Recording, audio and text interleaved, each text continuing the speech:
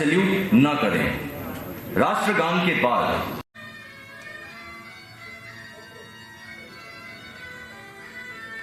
कर्तव्य के प्रति असाधारण अटूट निष्ठा एवं कर्तव्य निर्वहन के दौरान सर्वोच्च बलिदान को मान्यता प्रदान करने के लिए सेना मेडल वीरता प्रदान किए जाएंगे। IC 78088F major Mayank Bishnoi, 44वीं battalion the Rashtriya Rifles, Rajput. विशेष सूचना मिलने पर अधिकारी ने अपनी पार्टी का नेतृत्व करते हुए घेराबंदी में फंसे 12 निर्दोष नागरिकों को आतंकवादियों की गोलाबारी के बीच से बाहर निकाला। आतंकवादियों ने अधिकारी और उनकी पार्टी पर अंधाधुंध गोलीबारी की। जवाबी कार्यवाही में अधिकारी ने एक आतंकवादी को आमने सामने की लड़ाई में मार गिराया। अदम्य साहस, असाधारण वीरता एवं उत्कृष्ट कार्यकुशलता का परिचय देने के लिए मेजर मयंक बिश्नोई को सेना मेडल वीरता से अलंकृत किया जाता है। पत्नी श्रीमती स्वाति गुप्ता।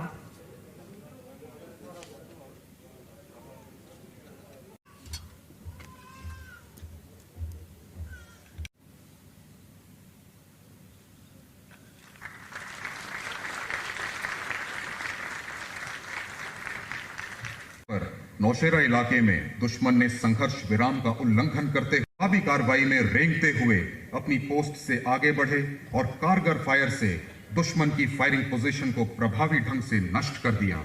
इसी दौरान वह घायल हो गए और सेना की उच्चतम परंपराओं को कायम रखते हुए अपने प्राणों का सर्वोच्च बलिदान दिया।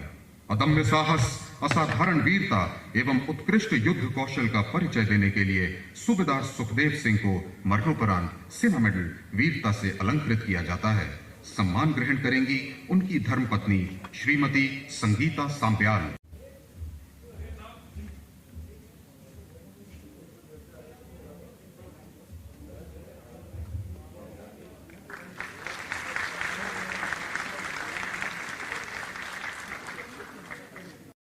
नायब सूबेदार राजविंदर सिंह बलिदान दिया।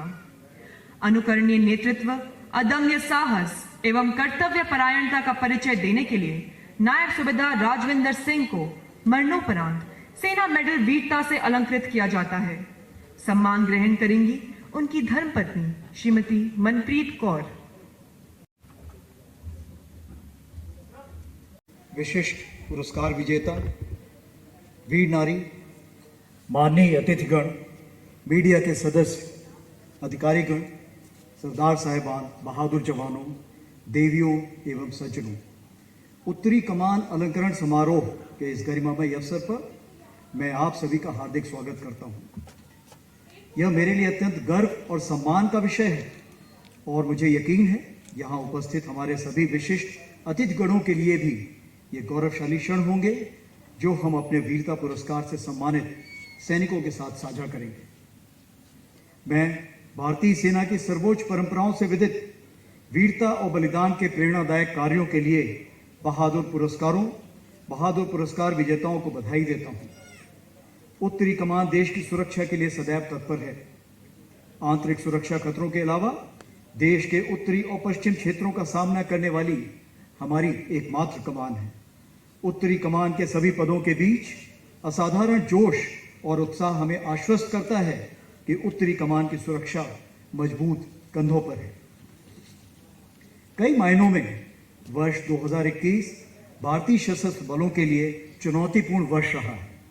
हमने पूर्वी लद्दाख में अदम्य साहस का प्रदर्शन किया और एक सुचारू रणनीति के तहत दुश्मन को करारा जवाब दिया। हमारे सुरक्षा बलों ने इन कठिन परिस्थितियों में अनुकरणीय साहस और धैर्य का परिचय दिया है। मैं उत्तरी कमान के बहादुर जवानों के ऑपरेशन रक्षक, ऑपरेशन मेघदूत और ऑपरेशन स्नो लेपर्ड में उत्कृष्ट कार्य प्रदर्शन के लिए सराहना करता हूं। भारत की संप्रभुता और क्षेत्रीय अखंडता की रक्षा के लिए हम पूर्ण रूपेण समर्पित हैं तथा सैन्य और कूटनीतिक दोनों स्तरों पर सकारात्मक बातचीत के माध्यम से सीमा विवाद के स्थायी समाधान में विश्वास रखते हैं। हमारा प्रयास शांति और भाईचारे को बढ़ावा देना है जिससे द्विपक्षीय संबंधों को मजबूत बनाया जा सके। हमारा ध्यान प्रत्येक घटनाक्रम पर लगातार बना हुआ है और हम देश की भलाई के लिए हर संभव प्रयास करते रहेंगे। हमारे बहादुर सैनिक एलएसी और एलसी पर सामरिक चुनौतियों और प्राकृतिक विपदा जिसमें कोविड-19 शामिल है में हर संभव सहायता प्रदान करने के लिए प्रतिबद्ध है। इस मौके पर कोविड वॉरियर्स का मैं खास तौर पर शुक्रगुजार हूं जिन्होंने रात दिन परिश्रम कर हमें सुरक्षित रखा। ऑपरेशन सद्भावना ने सेना और आवाम के बीच की दूरियों को कम करते हुए आपसी मेलजोल को बढ़ाया है। हम सद्भावना परियोजनाओं के तहत दूर दराज के क्षेत्रों में आधारभूत स्तर पर विकास की गतिविधियों में सहायता करते हुए सिविल प्रशासन के साथ मिलकर विकास कार्यों को और भी अधिक सुलभ बना रहे हैं। सभी वर्गों और संस्थाओं के सामूहिक तालमेल, समन्वित प्रयास और आपसी भागीदारी से इस क्षेत्र के युवाओं के लिए बेहतर शिक्षा और रोजगार के अवसर पैदा होंगे। मैं विशेष रूप से उन सभी पुरस्कार विजेताओं के परिवार का कृतज्ञ हूं जिन्होंने कर्तव्य निष्ठा के साथ अपने सर्वोच्च बलिदान दिया है। मैं यहाँ उपस्थित सभी वीर नारियों की सराहना करता हूं जिन्होंने अपने प्रियजनों की अपूर्णीय क्षति को बहादुरी के साथ कबूल किया है। मैं आपको आश्वस्त करना चाहता हूं कि हम आपके साथ मजबूती से खड़े रहेंगे और अपना पूरा समर्थन देंगे तथा आपको पुनर्वासित करने के लिए पूर्ण रूप से प्रतिबद्ध हैं। मैं इस अवसर पर उत्तरी कमान के सभी पदों का आह्वान करता हूं कि वे आंतरिक तथा बाहरी सुरक्षा मोर्चों पर विभिन्न परिस्थितियों से लड़ने हेतु तैयार रहें। संपूर्ण राष्ट्र का विश्वास हम पर है और हमें अपने देशवासियों द्वारा रखी गई आशाओं और विश्वास पर खरा उतरना है। इस महत्वपूर्ण अवसर पर मैं जम्मू कश्मीर और लद्दाख क्षेत्र के अवाम, सिविल प्रशासन और मीडिया के सदस्यों का उनके समर्थन के लिए अपना आभार व्यक्त करता हूं और यह कहना चाहता हूं कि सभी वर्गों के आपसी सहयोग और मेल मिलाप से ही इस क्षेत्र की समस्याएं दूर होंगी और बदलाव आएगा। हमें इस क्षेत्र में स्थायी शांति और विकास के लिए निरंतर प्रयासरत हैं। हम सभी के लिए एक उज्जवल भविष्य की कामना करते हैं। अंत में मैं ईश्वर से प्रार्थना करता हूं कि आने वाला कल इस क्षेत्र के लोगों के लिए ढेर सारी खुशियां और शांति प्रदान करे। जय हिंद। मनप्रीत कौर।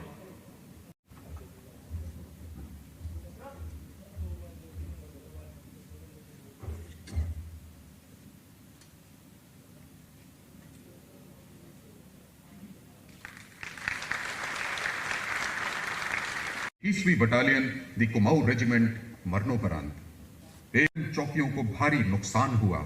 कार्यवाही के दौरान दुश्मन का एक आर्टिलरी का गोला उनके नजदीक आकर गिरा, जिसके परिणाम स्वरूप उन्होंने अपने प्राणों का सर्वोच्च बलिदान दिया।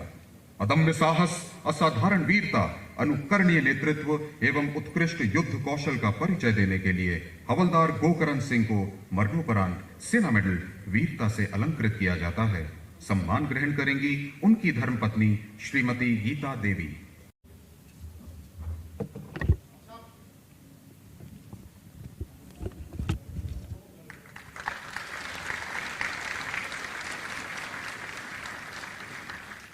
रेजिमेंट मरणोपरांत 13 नवंबर 2020 को जम्मू कश्मीर में दुश्मन के संघर्ष विराम उल्लंघन के दौरान वे 160 mm मोर्टार टुकड़ी के नंबर 1 के रूप में तैनात थे। उन्होंने पाकिस्तान की चौकियों को सटीक और प्रभावी फायर से नष्ट कर दिया। अपनी टुकड़ी और साथी सैनिकों की सुरक्षा सुनिश्चित करते हुए उन्होंने भारतीय सेना के उच्चतम परंपराओं के अनुसार अपने प्राणों का सर्वोच्च बलिदान दिया। कर्तव्य के प्रति समर्पण पत्नी श्रीमती बोकुल रॉय।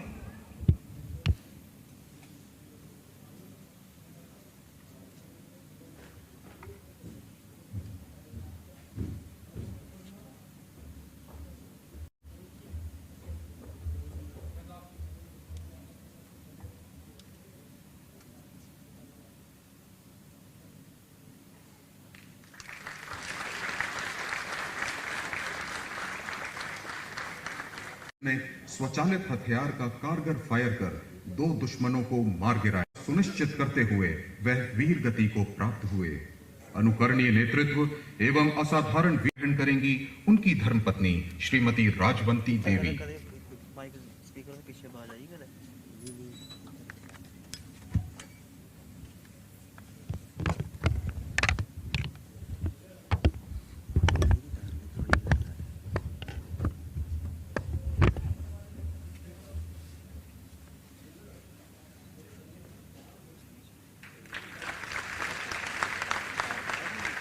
चौथी battalion the parachute regiment special forces मरणोपरांत।